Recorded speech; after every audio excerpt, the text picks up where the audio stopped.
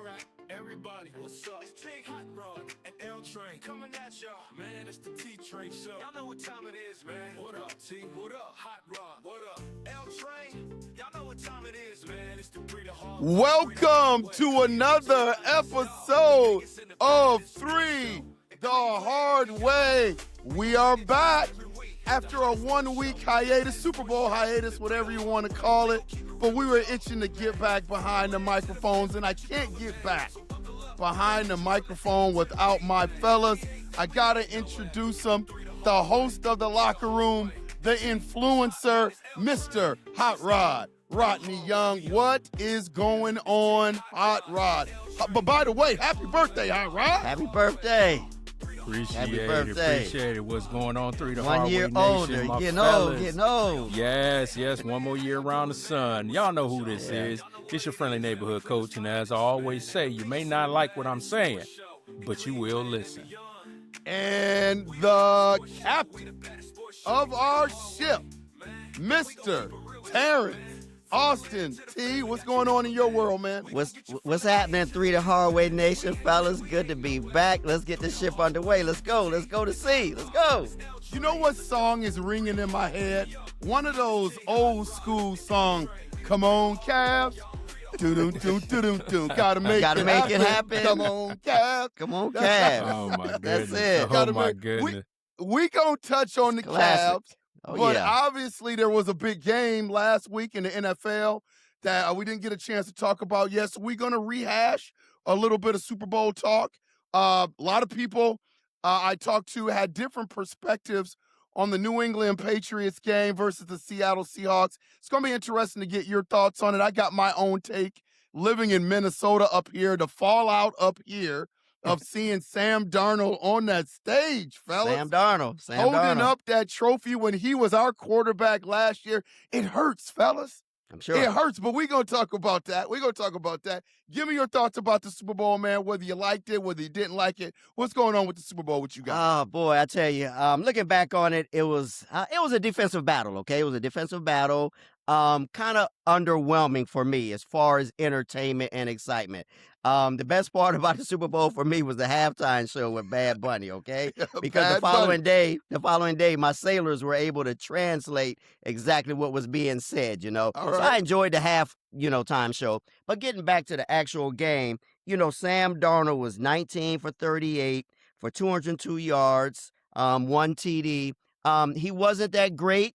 Okay, but he did enough to win. He did enough to hold up that Vince Lombardi trophy in the end. Again, it was a defensive battle. The running back, I tell you, he's nice. That kid, Walker. Walker's nice. Kenneth Walker. Yeah. 27 rushes for 135 yards. Yeah, he was the man.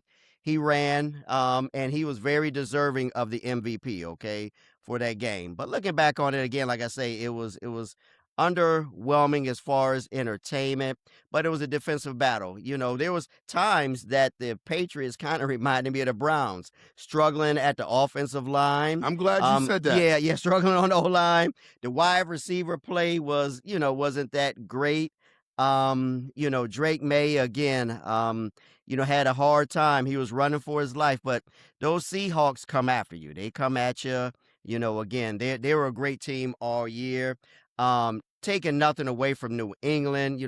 Coach Vrabel did a heck of a job turning that team around in one season and getting them there. And they're the youngest team in the NFL, so they're not going anywhere. They'll retool in the offseason, get back, and they'll be something for everyone in the league to deal with. But, overall, from a entertaining standpoint, it wasn't really that entertaining. Final score, what was that? What was it? 29-13. But Seattle, got redemption from a few years ago where, they blew their game against New England. So they got a little bit of payback. So that's where we are. Now everyone is 0-0, including us, and it's about us going forward. September will be here before you know it, preseason and then going into the season. Time flies. We know that we're almost into, the month of March. So yeah, time flies. So football will be, is just around the corner. So that's my take there. So for me, Cap was very kind. That was the boringest Super Bowl I ever seen in my life. I mean, my goodness. I mean, I fell rather see asleep at mosquitoes mate, huh? halftime. Yeah, Mosquitoes exactly. mate. I'd rather watch paint dry. I don't understand. I mean, it was. Don't get me wrong. And let me first say this. I made a prediction and I was absolutely wrong. And I stand on it. I was wrong. Okay. Drake May, even though he threw for almost 300 yards, looked lost. He looked lost. He looked lost. Empty stats, Hot Rod. Those were absolutely. empty stats. Absolutely. Empty calories. And that offensive line for New England was absolutely putrid. They were terrible. The Seahawks had 6 sacks. Okay. Drake May was running for his life the entire game. All right. And so shout out to, the Seahawks defense. It was a defensive struggle. I mean, even the Patriots were hanging in the game defensively. They just could not muster anything offensively. And to be perfectly honest, like we said, Drake May had empty stats. Sam Darnold didn't look that great. I'm trying to ease the Minnesota Vikings fans. Oh, thanks, listen, y'all. Thanks, man. I'm They just came saying. after me, Hot Rod. They came after me. He still okay. He got the Lombardi, but I mean, overall, Seattle's defense won that game. Sam Darnold did what Sam Darnold did the whole season. They managed him. He wasn't around there throwing the rock around because they know Sam Darnold is Sam Darnold. So what they did was they little short passes here and there. He didn't really push the ball down the field a whole lot. He didn't want to make mistakes. Kenneth Walker was outstanding in the backfield. Remember, I said I thought Vrabel was going to come out and stop the run. They couldn't stop the run. Couldn't do it. They could not make Seattle one-dimensional because Kenneth Walker was running his tail off. So, and I think he won Super Bowl MVP. Kenneth Walker did. And that's the first non-quarterback in some years that won the Super Bowl MVP. So, but in terms of overall entertainment, that was the absolute worst Super Bowl I've ever seen. Even the commercials weren't not even entertaining. Yeah, they weren't. They weren't entertaining at all. When I say I fell asleep at halftime, I fell asleep at half, did not watch Bad Bunny, didn't do all that. I woke up mid-third quarter. It was still a snoozer. And then Seattle Seattle finally scored a touchdown. And when Seattle scored the touchdown, I was like, this game is over. Because Drake May in New England could not move the football. But I also see while Myles Garrett had 5 sacks against the New England Patriots. That offensive line was horrible. They got to the Super Bowl through smoke and mirrors. They got to the Super Bowl because Buffalo choked. Buffalo and Denver choked. If either one of them, especially Buffalo. I think Buffalo would have had a better showing. New England just did not show. But Denver's quarterback was out, remember? Right. Bo Nix was out. So shout out to Mike Vrabel, though, because New England will be back. I got a feeling, just like Cap is saying, they remind me of the Browns. They got to retool their offensive line. And I think they're going to try to do that. I have more confidence, in Mike Vrabel getting it turned around. And Drake May, I don't think he's going to have the Dan Marino syndrome, that one and done. I think Drake May is going to be in the mix, for some years to come. I think he's going to be in that, Lamar Jackson, Josh Allen, Patrick Mahomes type of ilk. He's going to be in there because Drake May is a good quarterback. But overall, that was an absolute snoozer. First of all, before I go, how come I didn't get the memo on the hats, fellas? You guys got the hats rocking. We I got always this rocking shiny hats. ball head into We always. but First of all, if you look at my picture on the show, I'm always have a cap on. Now the captain here, he decided, he got his Louis Vuitton look going on right now. So I'm just saying. In this room I'm in is cold. So it's cold in this room where I am, where my studio is. It's cold. And then the one thing that I noticed as well is Hot Rod is rocking the short headphones, where he used, when brothers have birthdays, they try to sneak stuff past you. It's hard You to know, hide money. It's hard to hide money. Hard to hide money. I had to modernize, guys. I had to modernize. I had the blue ones that didn't match, y'all. So I'm like, all right, let me go ahead and do some in the ear joints. You ain't supposed to call that out there, L Train. You ain't. Hey man, hey, I ain't hating on you. I ain't hating on you, man. The Super Bowl. I agree with you guys. It wasn't a pleasurable Super Bowl, especially being a Minnesota Vikings fan as well. You know, I got my Minnesota Vikings podcast, Unconventional Playbook, and they gave it to me all week because I was one of the ones, and I'm not even going to sit here and lie to you. I was one of the ones last year when the Minnesota Vikings finished up. I wanted Sam Darnold out. I said he was not the guy that could win the big game. Obviously, looking at his body of work this year, I think that he proved everybody wrong that had that take, including myself. I thought he was a game manager. I thought what Hot Rod said was accurate in the Super Bowl. Man, but that NFC championship game, he was not a game manager that game. He came out and made some plays. He balled. He was accurate with the football, balled out, threw for over 300 yards. I mean, that is the Sam Darnold that a lot of Minnesota Viking fans wanted to see the previous year, but we did not get an opportunity to see. I think one of the biggest takes, and a lot of people nationally, because of the body of work that Sam Darnold had, has been clowning the Minnesota Vikings by saying, you know, if Sam Darnold was still with the purple, that, you know, the Minnesota Vikings would be in the Super Bowl. And I think saying that is really disrespectful to the Seattle. Yeah, it is a stretch because it is really disrespectful to the Seattle Seahawks coaching staff. If he was in Minnesota, would we had won more games this year? Absolutely. I believe that. But in terms of a Super Bowl run, I think, and again, piggybacking off of what Hot Rod said, I think all season long, Sam Darnold was managed very well. He had a great offensive line in front of him all year long. He had a great, stout running game all year long. And fellas, don't forget about that defense. Don't forget about that defense, fellas. The Seattle Seahawks had it's the Seattle Seahawks and the Cleveland Browns and the Minnesota Vikings, really, in terms of the top defenses in the league. You can throw Denver in there as well. Those are probably the top 4 defenses in the league. When you have all of that stuff going for you in terms of the Seattle Seahawks and a quarterback that limited his turnovers during the playoff run, I mean, that's ingredients for going to the Super Bowl. And that's what you saw from the Seattle Seahawks. I thought the game was a boring game. I thought it was a boring game. But when I look on the other side of the ball at the New England Patriots, they are somebody that is going to be around for a while. I agree with that. They have found their franchise quarterback in Drake May. He didn't play well in the Super Bowl, but I think experience is everything.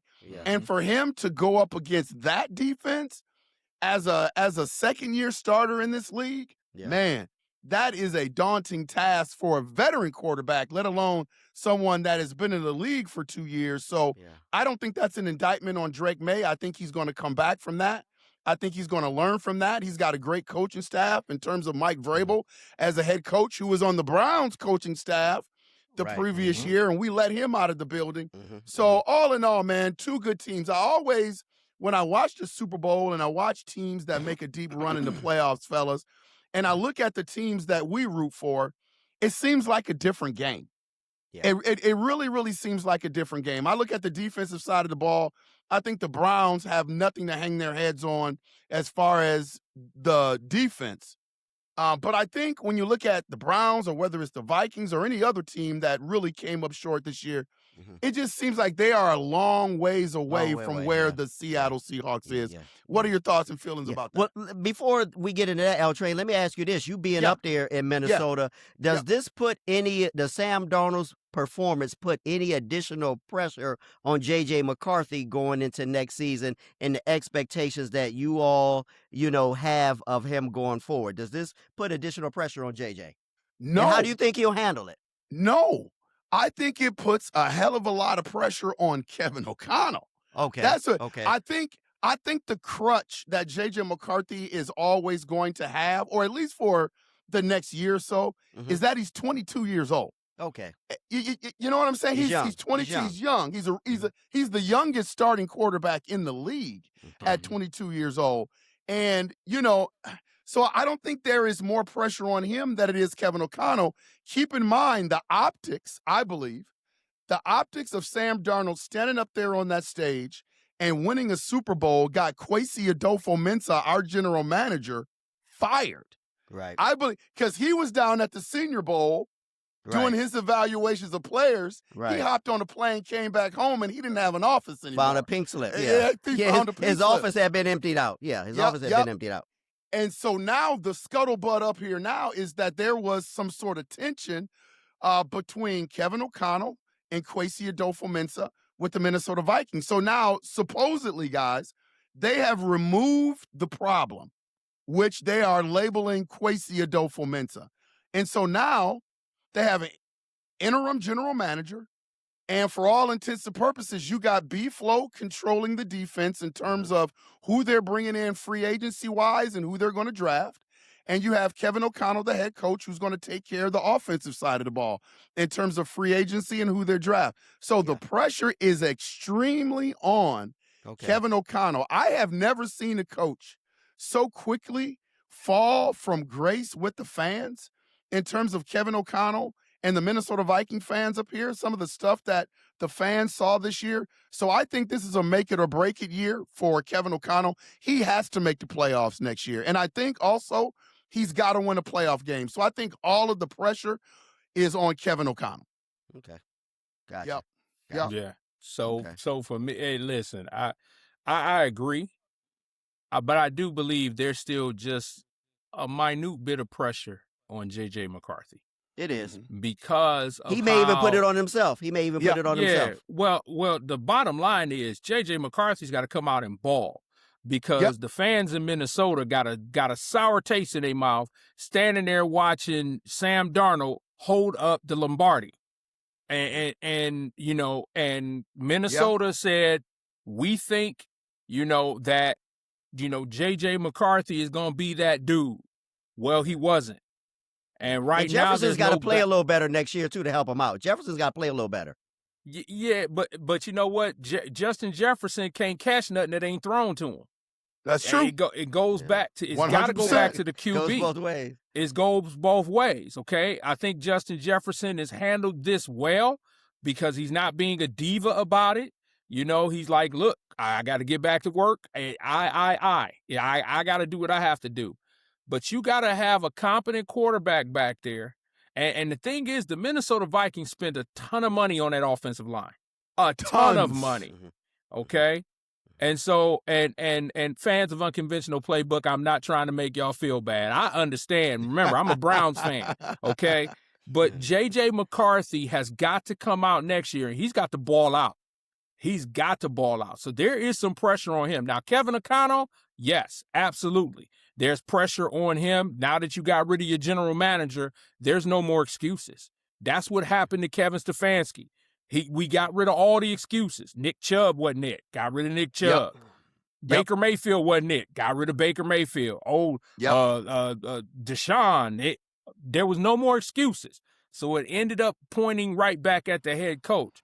So Kevin O'Connell has got to do a super job this year to turn Minnesota around. And J.J. McCarthy is going to have to try to silence those that are talking about Sam Darnold right now, because that's what everybody in Minnesota is talking about. We could have had Sam Darnold. Now, look, with Sam Darnold on that team, as L Train is saying, would that have taken Minnesota to the Super Bowl? No. If was a fifth, we'd all be drinking. If my mama had a mustache, she'd be my daddy. We can't be going with ifs, okay?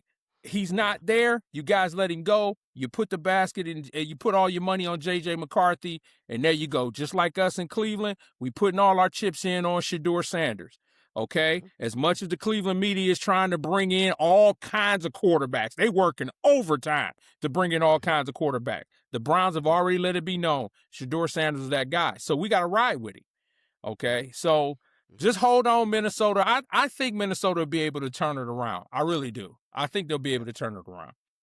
Yeah. I don't want to turn this into a Minnesota Vikings podcast, but I think what we're talking about is relevant. It is relevant. Yeah. If anybody listens to my shows, everybody knows where I stand with J.J. McCarthy. I look at it like this. And there's a piece that's missing, and I love the way Hot Rod just broke it down, but there's a piece that is missing. I've always said that there have been rumors bantied about in terms of, hey, Joe Burrow may be coming to the Vikings. If we were able to get a quarterback, and it doesn't even have to be Joe Burrow, there's a handful of quarterbacks out there. Why franchises would even think about getting rid of these guys? Because it's so hard to get them. If you were able to get an elite quarterback, I'm putting J.J. McCarthy on the shelf, all right, or trading J.J. McCarthy if we were getting an elite quarterback. But barring that, I'm rolling with J.J. McCarthy.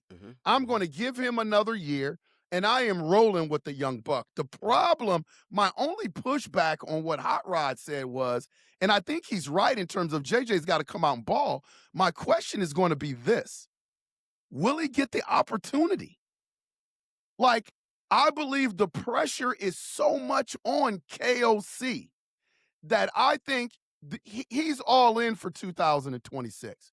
And looking at the body of work that JJ put forth last year, if I'm KOC and my ownership is giving me 1 year to prove it or lose it, I don't know if I'm tying myself to JJ McCarthy. But who are you going at, L Train? Yeah. Tommy Listen, man. Kramer's not walking through the door no time soon. Hot Rod. Dante Fran Culpepper Tarkenton- is not Fran walking Tarkenton through, ain't walking through the that door. right now. You know what I'm saying? Brad So- Johnson ain't walking through that door. Exactly. I So hear who you going with? Yeah. Listen, man, I agree with the cap, and I agree with Hot Rod. I'm right there with you, fellas. I'm just saying our butts are not in the fire. I'm thinking from the perspective of Kevin O'Connell. And he knows that didn't go well last year. You guys even just said Justin Jefferson handled it like a trooper, but he wasn't happy with his year last year. They cannot replicate last year's season next year, man. It just can't happen. So I'm thinking if I'm Kevin O'Connell, I'm sitting down thinking long and hard. Yeah. If I am rolling with J.J. McCarthy. And sometimes when you're in that frame of mind, fellas, you just want something that's new. You want the Kyler Murrays. You want the Mac Jones. You want the Aaron Rodgers. You want the Derek Carrs. I'm not saying that's the route I would take. Listen to me clearly. I would roll it back with J.J. McCarthy, barring getting someone like a Joe Burrow. Right. But I just got a feeling, fellas, that Kevin O'Connell is in panic mode. I don't think he likes J.J. McCarthy. There's been stories that have come out that it was Kwesi's pick. Not a Kevin It was Stefanski. Yeah. It was they're very Kwesi's similar. Those two are very similar. Yep. O'Connell and Stefanski.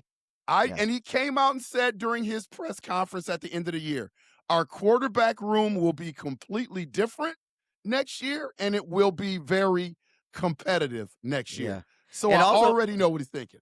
Yeah, and also too, L Train, you got Caleb Williams in Chicago. Yes, That sir. Detroit team is going to come back because they kind of underachieved. I And the agree. Packers. Okay, so you all got kind of like what we're up against in the AFC North. There's no cupcake in the division. That's so, right. you all have the same thing, man. Y'all got, it's going to be tough with the competition right around you. It's going to be tough. Yeah, I would roll it back with JJ. I just don't think I just don't think KOC is going to do that. But we'll find out in the next. I've even heard Kirk Cousins is coming back, man. I've even heard that. Because he say he still can play. Cousins say he still can play. He say he can still play. I'm gonna be honest. I'm shocked because I thought that's why Kevin Stefanski went to Atlanta was to reconnect with Kirk Cousins, and then they turned around and cut Kirk Cousins and released him. So that's why I feel like that the Falcons are going to give up probably a 3rd or 4th round pick and get Dylan Gabriel and bring Gabriel because Gabriel is not in the plans in Cleveland. He's not in the plans, not at all. So I can see that coming, but that's crazy. Yeah, that's crazy. It is crazy. Cousins. Ooh. Crazy, man. Crazy. Well, let's talk about let's transition to something else that's a little bit more fun to talk about, and that is our Cleveland Cavaliers, man. I've got great vibes, great feelings from the Cleveland Cavaliers. I know Hot Rod's got got a take on the Cavs, a little bit of news, so I can't wait to hear that. But Cap, let's start with you, man. What's your thoughts on the beard and the trade that the Cleveland Cavaliers made? Well, so far with the beard, we're 3-0, okay? Now, I remember getting to work that morning. I get to work early to go to the gym, and when I walked in my building, a guy said, "Hey, man, y'all about to get James Harden." And I said, "What?" And he said, "Yep, y'all about to get James Harden." So I couldn't wait for 0600 for, the guys on the fan to come on, and that's all they were talking about. We were that close to getting James Harden. Now, I will say this, and I know Rod has a whole lot more. We are a better team, okay, than we were 3 weeks ago with James Harden, okay? Yep. We're 3-0 with him. I watched them closely in that game against Washington, man. I tell you, he saw Sam Merrill getting hot, and he just kept feeding him. Kept He kept feeding him. He kept feeding him. I love, the addition of James Harden. Yes, we know all about James Harden and how he's, traveled around the globe. In one hand, he should have a basketball. The other hand, he should have a suitcase. We know he travels around. But I tell you what, right now with him on the floor, with our team, I like what he brings, okay? Matter of fact, even in that game against Denver, if you look at the end, he was the one to D up the Joker in the end. James Harden has been, they always beat him up for his lack of defense, but he's got quick, long arms, and he's always been notorious with stealing the ball, taking the ball away from, the opponent, okay? Yep. So far, so good. And then the money that we're able, and Hot Rod to touch on this, the money that we're saving, from no longer having Darius Garland. And let's just go ahead and make it, clear, fellas. We weren't going to win with Darius, and I love him. I do. I do, and I wish him nothing but the best going forward. But again, we weren't going to win with him. LeBron and those were talking about it a few weeks ago. I forgot on whose podcast, is that when he's on the floor, players go after him because he's a defensive liability. He is. Yep. He's just a defensive liability. Can't play any defense, okay? James Harden at least gives you a little bit more size, and he's got longer arms. He's a ball distributor. He's been setting up Jared Allen. Jared Allen's been playing lights out, and when Evan Mobley returns, he's going to do the same thing. So far, I'm loving, this new addition. I'm not saying we're going to win the championship, but I will say is that we're a whole lot better with James Harden now, on our team, and I'm loving it. I can't wait for this All-Star weekend to be over, and next week us getting back into the fold. Can't wait. Yep. Get hot, Rod. What's up? Yeah, so a few things here. Number one, watching an interview from Rich Paul.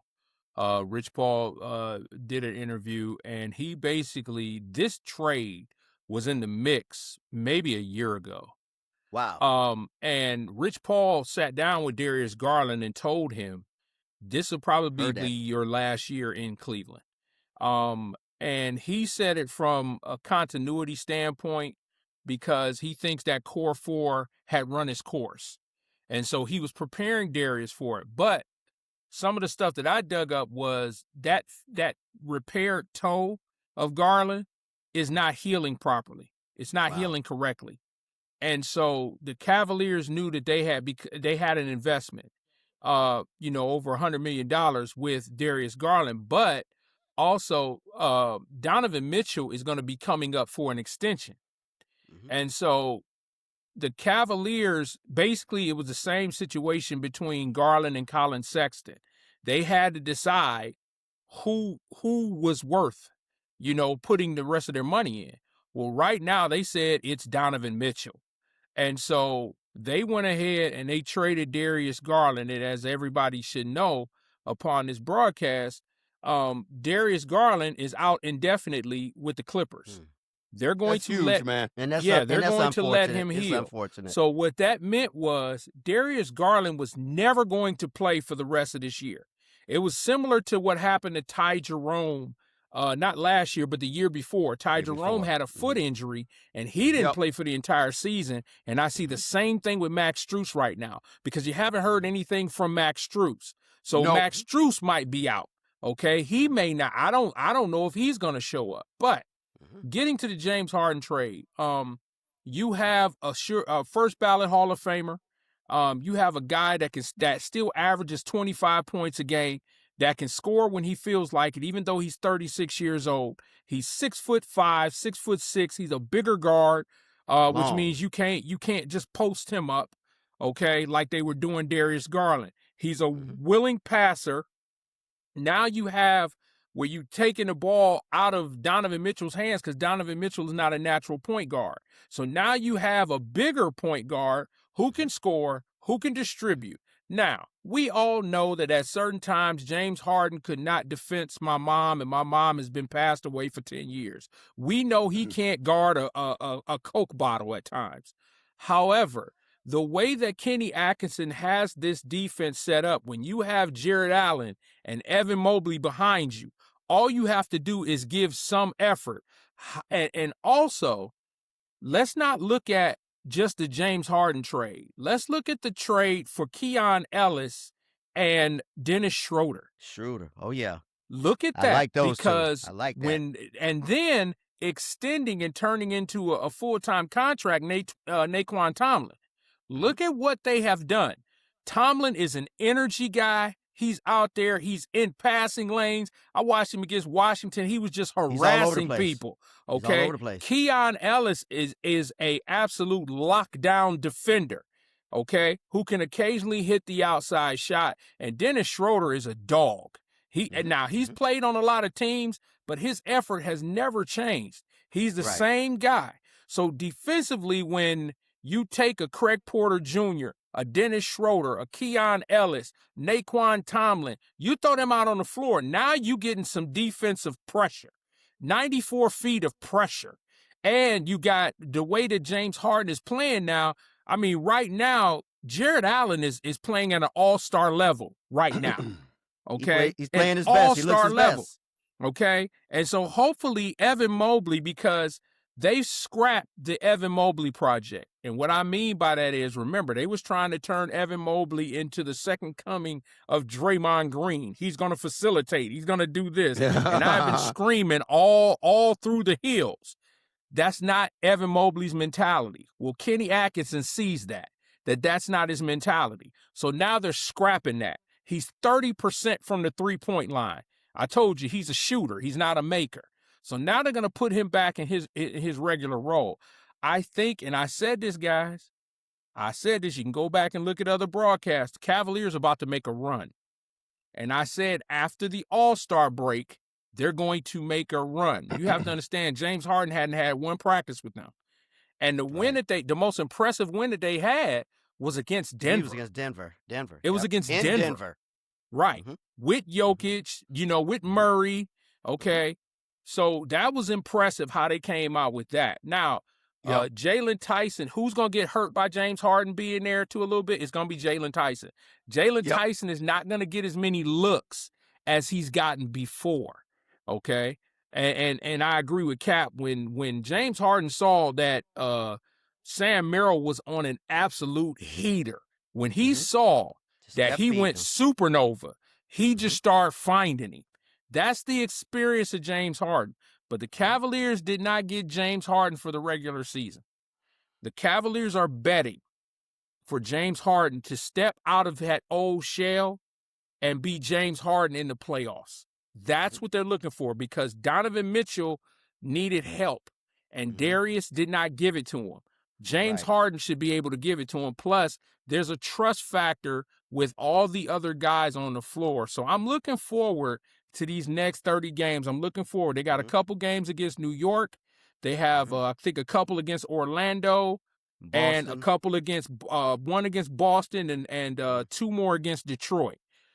That's going to be where I'm going to see the litmus test right there. And if the Cavaliers can either split or sweep, they're going to be a problem in the Eastern Conference. You're not going to want to play them in the playoffs. Here's what I'll say about the Cleveland Cavaliers in this trade. I think, Hot Rod, you brought up a great point.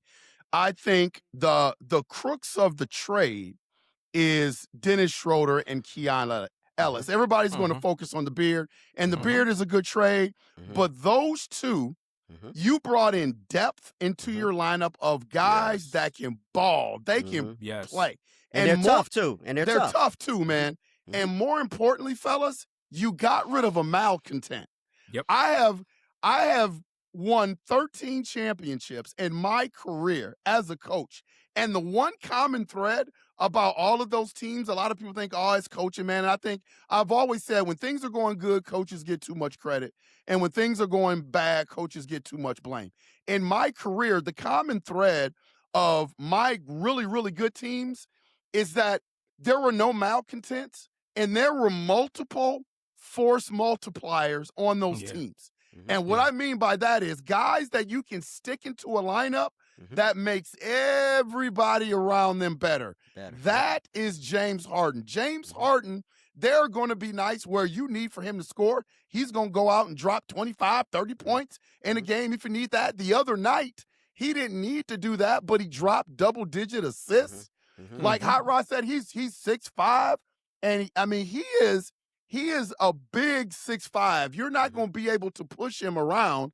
And the best ability that he has is availability. Availability. Because he plays. He plays. He plays. He's never hurt. He plays.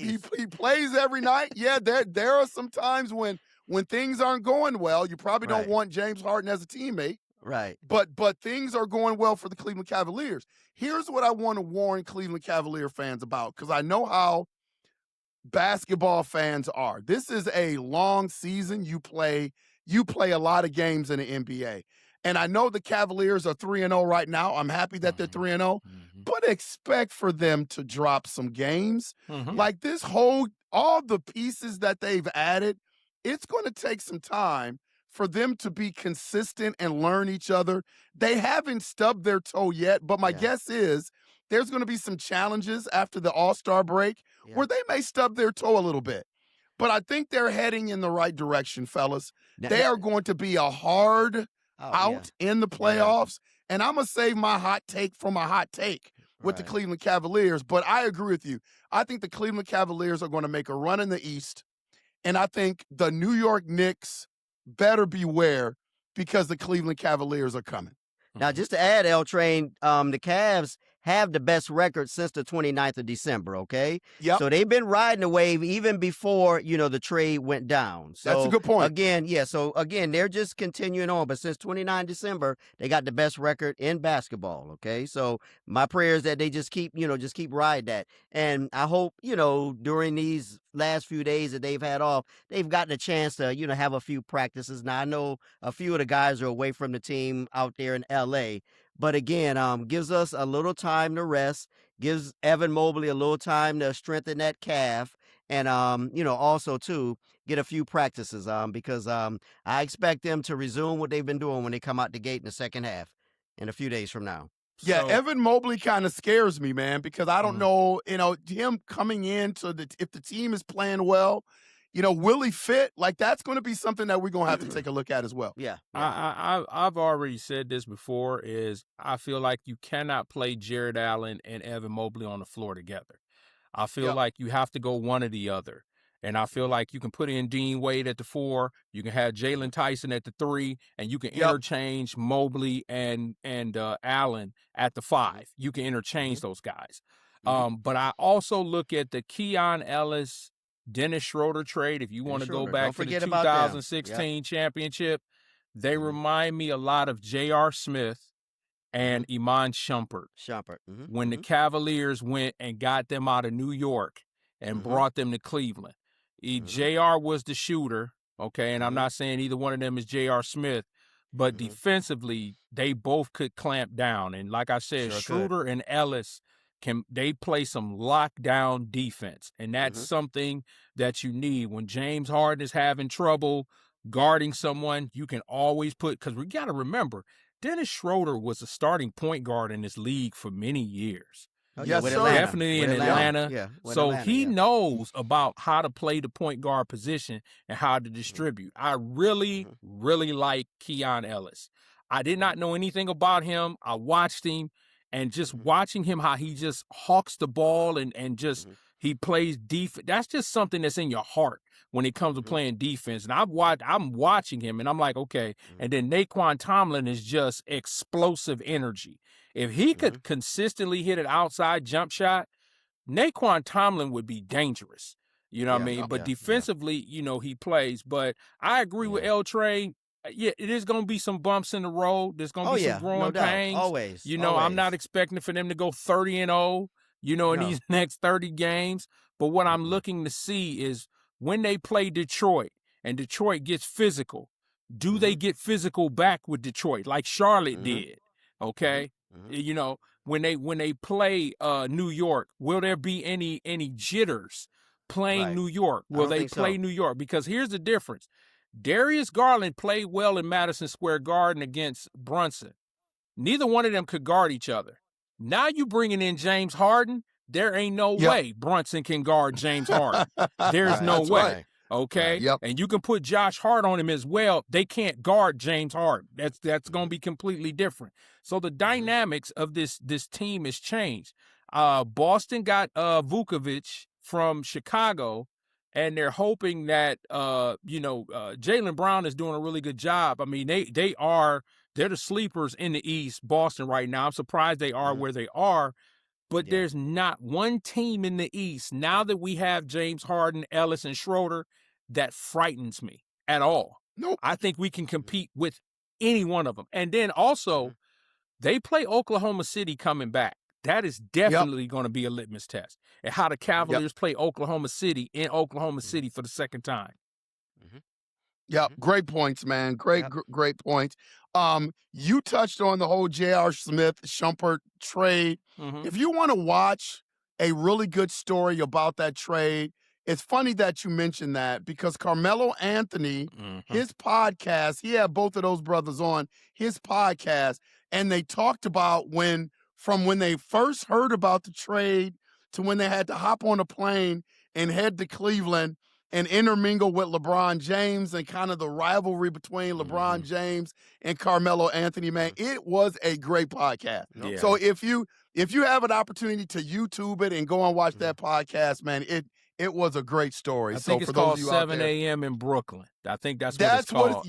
You are correct. 7 Yep, a.m. you in are correct. Brooklyn. That's Carmelo Anthony's Absolutely. podcast. Very good podcast. Gotcha. Yep.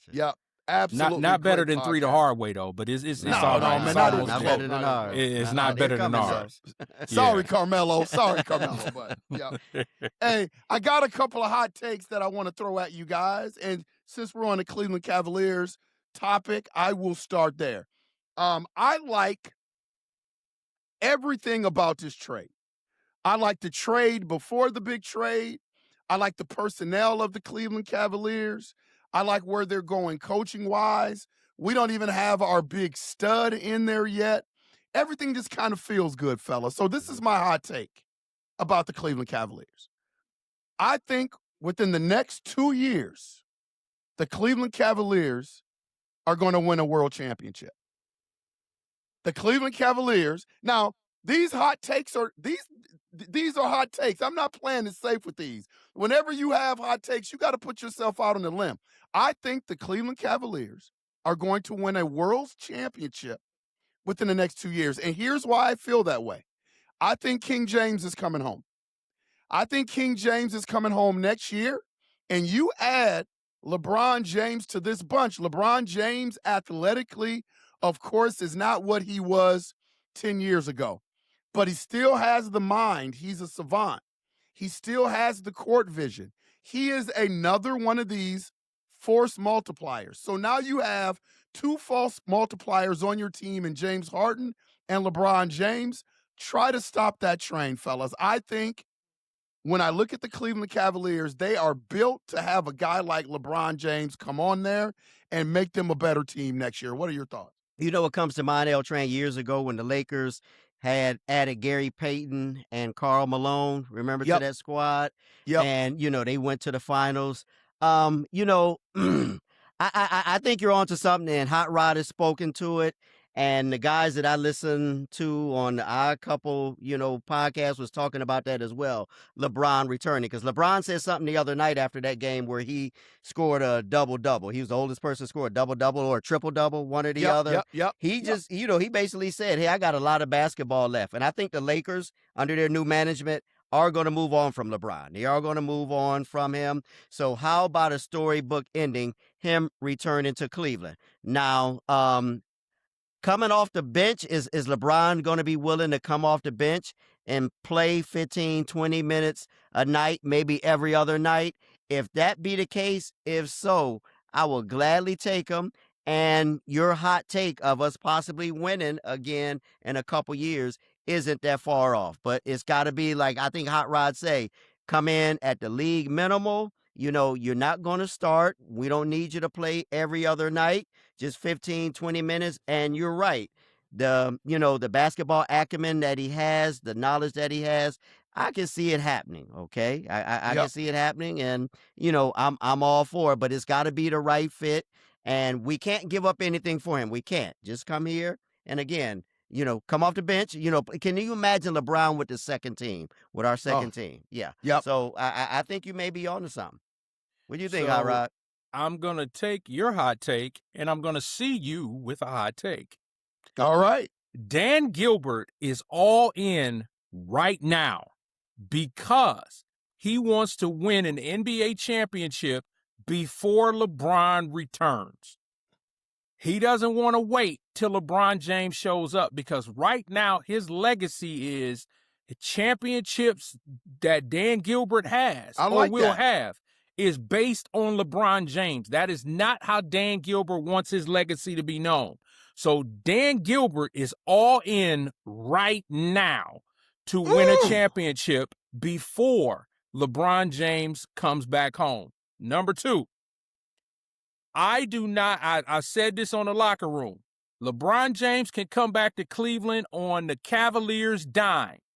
He is not a $20 million a year player anymore. That's not it. He's coming back on my dime. All right. Also, I kind of will find it kind of disrespectful. I hear what you're saying, Cap, but to bring LeBron James off the bench, that I just could not see that. I can see him starting. I can see his minutes being limited because you have a Jalen Tyson and you don't want to mess up, what you got with that young man and these young guys behind him. I think you give him 15, 20 a night. Let LeBron be LeBron. If you need a closer and you got to bring him back for a couple minutes, then let him do that. But in terms of just saying, okay, LeBron James, you coming off the bench, we talking first ballot Hall of Famer, all-time leading scorer in NBA history. I equate it to Allen Iverson, and that's why Allen Iverson didn't stay in the league when he could have, because everybody wanted to bring AI off the bench. AI in his mind, because he's a Hall of Famer, still thought he was a starter. And so that's what got AI out of the league, is because he would not humble himself and come off the bench. Ego is something else. Yeah, so I don't see LeBron coming off the bench. I don't see that. I see him starting, but I do see his minutes being limited because he'd be 42, 43 years old. I see it being limited. But LeBron James, if it's not a league minimum, it'll be a little bit over the league minimum, but don't be looking for no 20, 30, 40 million dollars walking out the door, because the Cavaliers are not spending that money anymore. But the hot take, Dan Gilbert is all in right now because of that. Yeah, it would be the same way when Jordan was with the Wizards, when it was obvious that Jordan didn't have it anymore. They started him and then they pulled him, and by the end of that thing, he wasn't playing a whole lot of minutes. So I kind of see them taking the same route with LeBron. I will say this: I think, Hot Rod, you make a good point about Dan Gilbert, but if the OKC Thunder wasn't in the Cleveland Cavaliers' way, I think that would be an achievable goal. Even with the James Harden thing, they would be hard-pressed to get past OKC. I think that they would need something else, and I think LeBron James is that something else. Listen, I haven't been the biggest LeBron James fan over the years. I would love to see Cleveland win one without him. I just don't know if that's possible, but it will play itself out, towards the end of the season, and we will see. But I do think LeBron James is definitely coming back home, and I think that's going to help the Cleveland Cavaliers organization. My second hot take, fellas, I don't know how much you have been paying attention to the Olympics, but Lindsey Vonn, did you see the accident with her? She's going to be part of my parting shot. All right, yeah. I won't step on your toes with that, but skiing downhill with the ACL. My hot take is she's going to come back from this. She will compete again, and I think she will medal again. That is my hot take on Lindsey Vonn. Wow. Yeah. I agree with you. I agree with you. And like I say, I have something to add to that for my hot take because she reminds me of an athlete that we all know. She reminds me of a person that we all know, and I'm gonna speak about it in the end. But yeah, she's gonna, get well, and she is not done. She is not done. And that's a tough sport too. And I've been watching the Olympics. That's a tough sport. That's a real tough sport. Yeah. My last hot take, fellas, and jump on me on this if you need to. I've been thinking about this stuff, man. And again, I'm putting myself out here on the limb. I don't do safe hot takes or lukewarm hot takes. I do hot You go takes. all in. Fish grease hot takes. Fish Yeah. grease hot takes. My hot take is about the Cleveland Browns.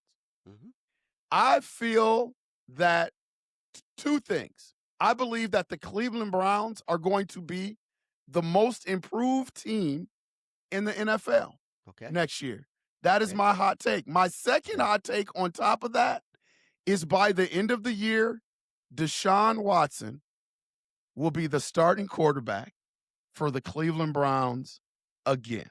Okay. Those are my two hot takes. Speak on that, fellas. I'm with you on that because our new coach has made it clear it's going to be a quarterback competition, okay? Yep. I'm okay with that. You all have heard me say, even when we first began the show, I want the best quarterback under center, okay? I do. And if that happens to be Shador or if it happens to be Deshaun or whomever, I'm with it. But again, it's going to be a quarterback competition. That's what the coach says. He can care less about how the fans feel, what the media's saying, this and that. He's a football coach. He's a 60-year-old football coach and says, hey, it's going to be about a competition. I'm pulling for both of those guys. He says, I'm pulling for, whoever it is, but the best man is going to be under center come game one, and that just may be Deshaun Watson. Now, again, I know the fans don't want him. I know the fans, can't stand him, this and that. Yeah, Deshaun hasn't shown us anything since he went 10 for 10 in the second half in that game against the Ravens that we won in Baltimore.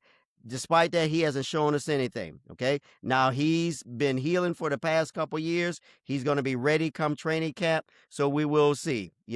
Rob Parker says, hey, he's going to start for the Browns. That's what he's saying, okay? Rob Parker knows a whole lot more than me as a journalist, But again, as a Browns fan, I want the best guy under center. And if that so happens to be Deshaun, I'm okay with it. I'm also, in addition, glad that Shador is going to get a chance to, win the starting role. He's going to get a better chance than he did last year, as, being number 3 in the pecking order. So you may be onto something with that. You may be. Yep. Yeah, for me is, and I always preface my comments by saying I am not a Shadurian. I just want to see that young man. I just want to see that young man get the opportunity to compete, to get the shot, and it's up to him whether he keeps it or not. My only pushback with Deshaun Watson is that first game in Cleveland Stadium, and you bring out Deshaun Watson. And you have 40,000 people booing Deshaun Watson at home. That's my Shame only on them pushback. if they do. Shame on them. Shame on them. That's a good point. Shame on them. That's my only pushback on that is I really don't think, because remember, guys, they still got to go. They going into Brook Park. They want to make sure that they got a fan base to walk into that $1 trillion stadium in Brook Park. And I just don't see Deshaun Watson unless, knock on wood, we don't look for any injury. But that's the only way for me that I see Deshaun Watson being the starting quarterback for the Cleveland Browns is if Shador cannot go. Because I don't believe Dylan Gabriel will be here. I just don't. I think, we'll see. And Martin, in my mind, I just keep seeing Drew Aller from Penn State being drafted in the 5th round in the draft this year because Drew Aller is an Ohio kid. So they want to, they'll bring Drew Aller in as a third quarterback. I think, Dylan Gabriel is gone. So then you have Watson, Shador, and Drew Aller. And so I see Shador starting. I see Todd Monken giving him everything. But even with listening to Andrew Berry this week, who was very telling, he had an interview with Nathan Zagura, and he pretty much, and G. Bush broke it down. Shout out to G. Bush in the barbershop. He broke it down to a fraction to where, it was told what the direction that the Browns are going to go in. And Shedeur is going to be their guy. He's going to get the first shot. Now, like I said, I think they're going to keep Deshaun as an insurance policy. As just they in should. case. To me, it'd be smart. I just don't know how that would be perceived if he walks out on the field as a Cleveland Browns quarterback. Now, all he has to do is go out and win. If Deshaun Watson walks out there and he wins, then the boos will stop, because that's all Cleveland fans want is W's.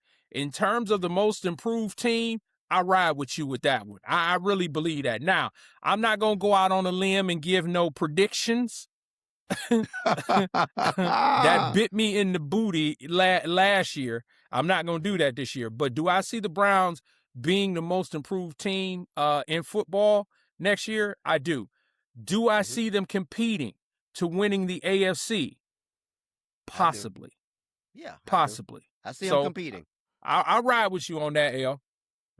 Yeah. Great point, man. In terms of the optic, because the last time I believe we saw Deshaun Watson was when he popped his Achilles, and supposedly there were some Browns fans cheering that he was hurt, and there was this some big absolutely shame on him. Yep. I think if you were just to roll Deshaun out there doing a regular season game, the last optics of that, totally buy into that. But preseason is going to play a big part of this, right? And so if Deshaun is looking good, even or better than Shedeur, I don't know. I want to roll with Shedeur because he's the young guy, rookie contract, all that stuff, high ceiling, high potential. But man, I just think Deshaun's going to make it difficult. Yeah, he's gonna, and he should, because it's competition. Yeah. He and should. Two, but you also have, and I said this before, you also got to put film out there on Deshaun Watson just in case you want to make a deal for him. Absolutely, people have got to still see point. if he can move around. If he, preseason is going to be big.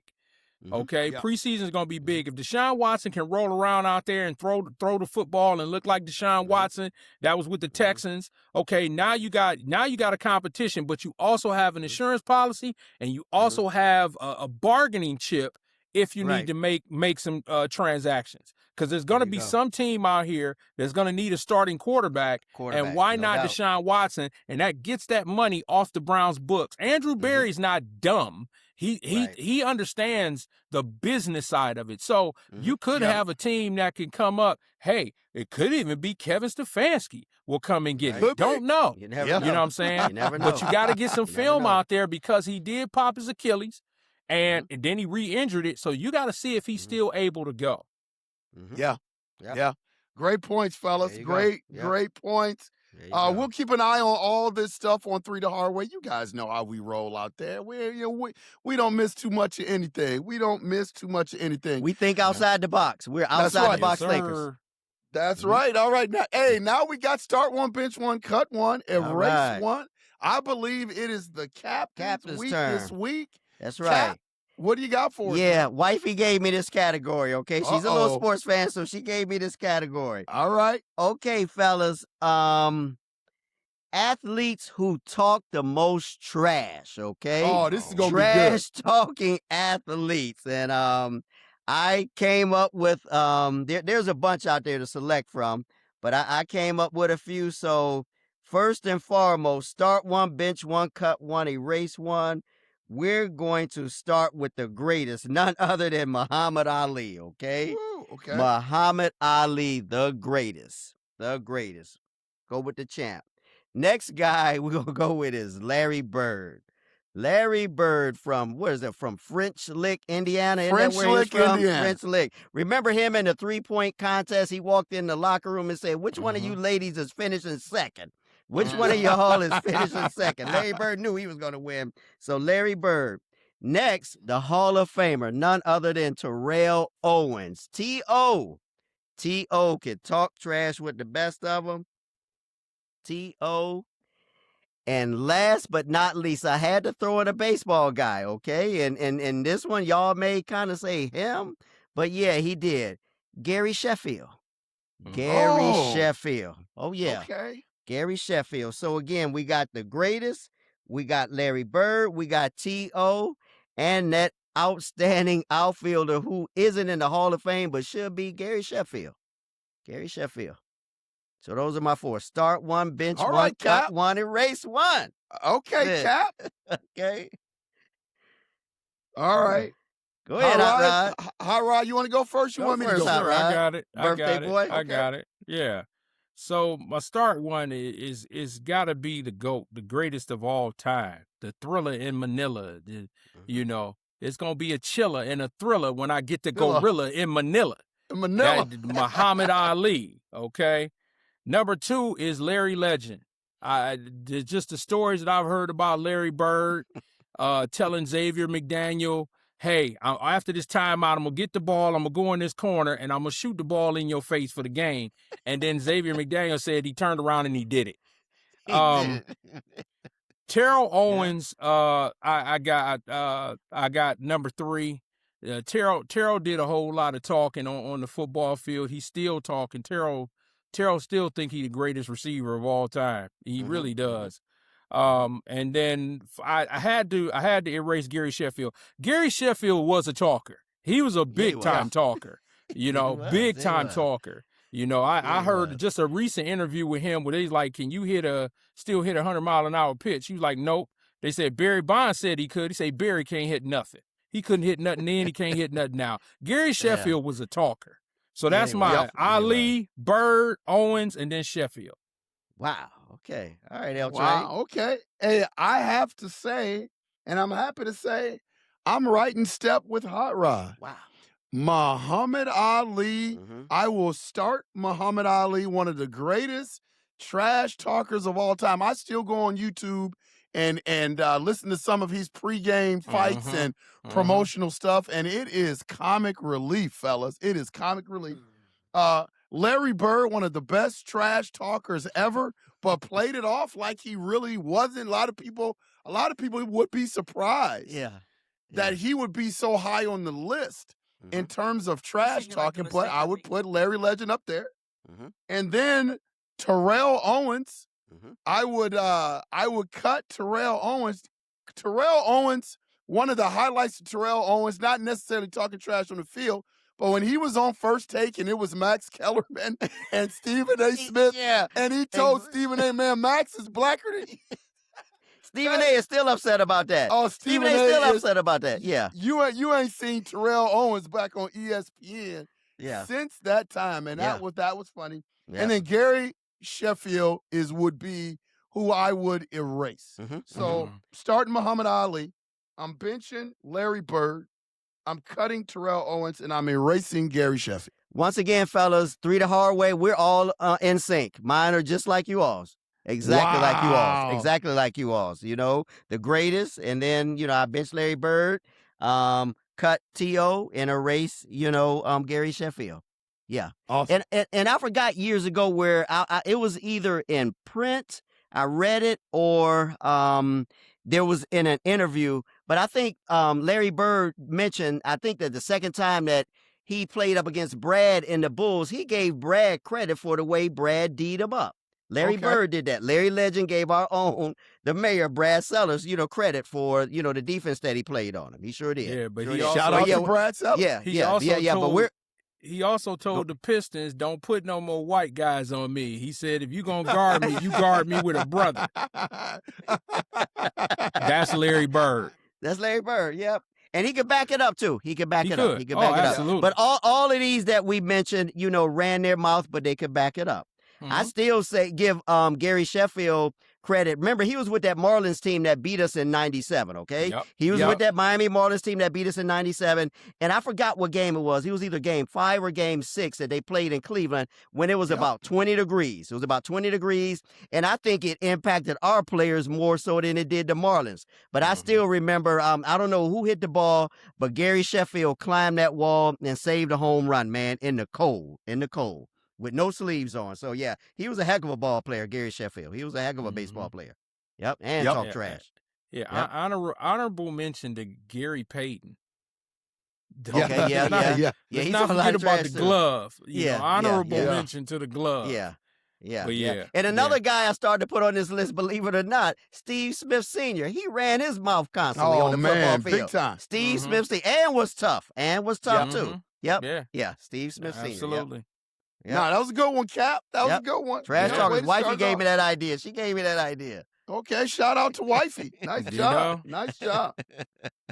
Yep. All right, fellas, it's time for our parting shots. What do you got? Yeah, I just want to say you touched on Lindsey Vaughn. For her to compete, with a torn ACL, man. That is I mean, hey, some people you can't even stand up when you got a torn ACL. I know. Let alone skiing downhill at what, 80, 90 miles an hour? Oh. Now she says that, her crashing and burning and tearing up her other leg had nothing to do with it. Hey, she's the athlete. She's the professional athlete. She's the top performer. Hey, gotta give her, if she said that had nothing to do with it, it didn't have anything to do with it. But just give her credit for, even competing. And I tell you who came to mind, fellas, when I knew that she was going to compete was none other than the late, great Kobe Bryant. That's something Kobe would have done. That's Absolutely. that's something Kobe would have done. No matter how banged up, how hurt he was, he still was going to give it his all. So when she said that she was going to compete, the late, great Kobe came to mind. It really did. So that's my party shot on Lindsey Vaughn for even, stepping up to the challenge to do that on a torn ACL. Again, like I say, some people can't even stand up with a torn ACL. So that's Mamba mentality. Mamba T. mentality. Yep. Yep. Yes, sir. Yep. Mm-hmm. So my parting shot is actually going to piggyback off of Lindsey Vaughn. I'm going to send a shout out to Damian Lillard.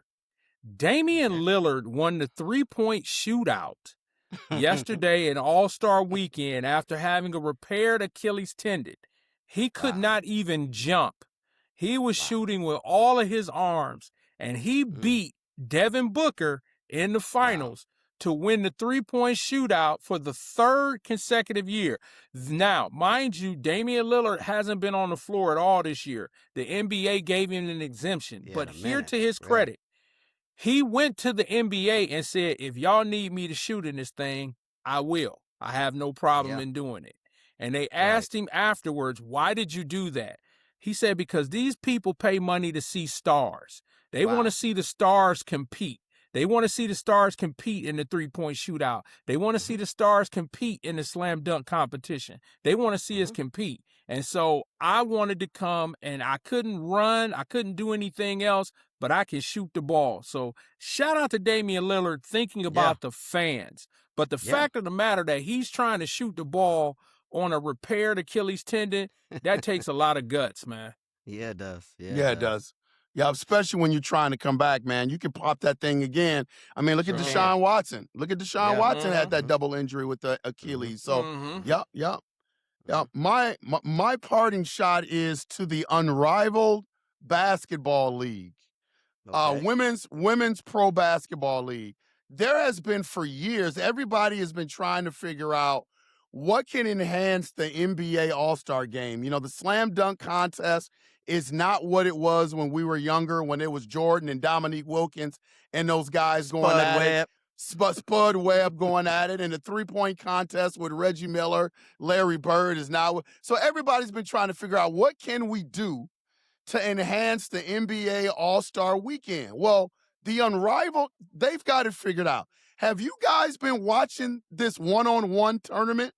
A little bit of it. I've seen a little bit. Seen a little bit. Yeah, I've seen a little bit. Can you imagine if the NBA adopted a one-on-one tournament where guys that legitimately can play, I'm not talking about the B-level guys, I'm talking about the A-level guys, because in the Unrivaled League, the A-level players are competing against each other. Paige Buchers, and I mean, you name it, they're going after each other in these one-on-one tournaments. They've got it figured out. Hats off to them. Hats off to the athletes that put their egos aside to compete in something like that, because that's the only thing that would stop the NBA, is that these guys' egos are so big that they would be afraid to lose on national television in a one-on-one type tournament deal. So hats off to the Unrivaled, man. And I just think it's box office to watch personally. Gotcha. Yeah, absolutely. That's my parting shot. Gotcha. Well, fellas, another show. Missed you last week. I felt kind of rusty this week. I think Hot Rod said that in the pre-show. But we got through it like champs, like we always do, and had some great topics to talk about. Got some things in the future that we're going to follow. So thanks again for another great show, fellas. All right. And y'all have a good week, great week, another great show. And stay safe out there, and see y'all next week. Please hit that like and subscribe button, 3 The Hard Way Nation.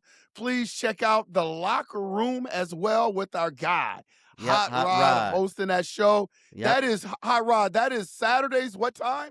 Saturdays at 11 o'clock Mountain Standard Time. So 1 o'clock Eastern Time here on the East Coast for me. On the East Coast, 12 o'clock Central Time. We'll all be checking it out together. 11, 12, and 1. There you go. There you go. All right. So we'll see you guys next week. And as always, we'll see you when we see you. No. Thanks for watching. Don't forget to like, subscribe, and share.